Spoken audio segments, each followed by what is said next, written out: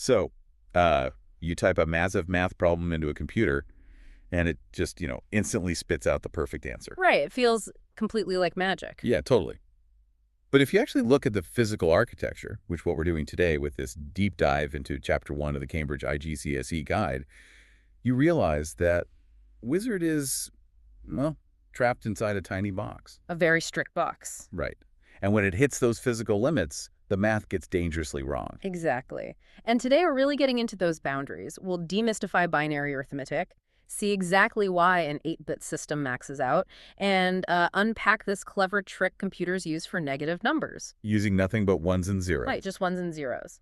So to understand why a computer makes a mistake, we have to look at the hardware it uses to store numbers. Right, the registers. Yeah, registers. They are basically rows of microscopic physical switches.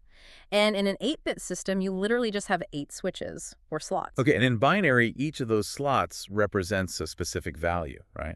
You got it. Reading from left to right, the columns are 128, then 64, 32, 16, 8, 4, 2, and 1. So the machine just flips a switch.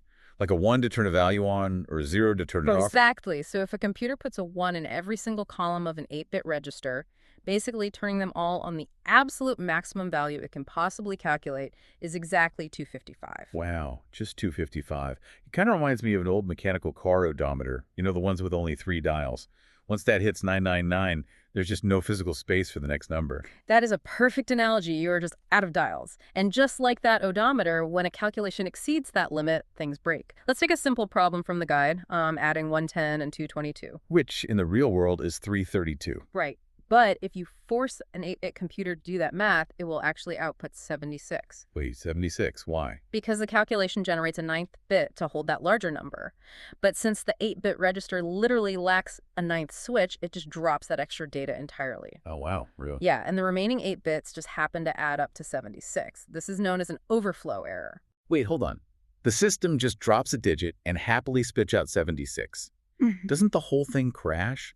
Like, surely there's some baseline safety mechanism that tells it, hey, I made a massive error. You would think so, but no. Unless the programmer specifically anticipates it and writes code to catch the error, the computer has no idea it made a mistake. It just ran out of physical space and kept going. That is wild. It is. It's a critical reminder that software is permanently bound by hardware constraints, which is why modern systems use much larger 16-bit or 32-bit registers. Okay, so physical space limits us to a maximum of 255 in this 8-bit setup. But that's just positive numbers. The real world obviously has negative numbers too. Right. So if the computer only understands ones and errors, and there's no physical minus key inside the processor, how does it even know a number is below 0? So it uses this brilliant workaround called 2's complement. To allow for negative integers, the system completely changes the value of the far left bit. The 128 column. Exactly. Instead of representing a positive 128, that single column now represents a negative 128. If you see a 1 in that leftmost spot, you instantly know the entire value is negative. Oh, I see. So it's almost like you start by digging a hole exactly 128 feet deep. That's your leftmost bit. And then the rest of the ones in the register are just like shovels dirt you throw back into the hole to reach your final negative depth. Yes. The genius of that shoveling dirt method is that the computer doesn't need to learn how to subtract. It just uses its existing addition hardware. Exactly. It adds positive dirt back into a negative hole. It saves an immense amount of physical hardware space because the exact same logic gates can perform both addition and subtraction. That is so clever. So what this means for you listening is that the digital world isn't magic.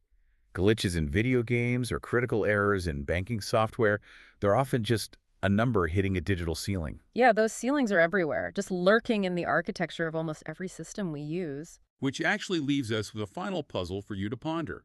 If an 8-bit register maxes out at 255 and a 32-bit register maxes out around 4.2 billion, well, what happens to older critical computer systems when their internal clocks count past that 4.2 billionth second? Does that digital odometer just roll over to 0? Something for you to think about.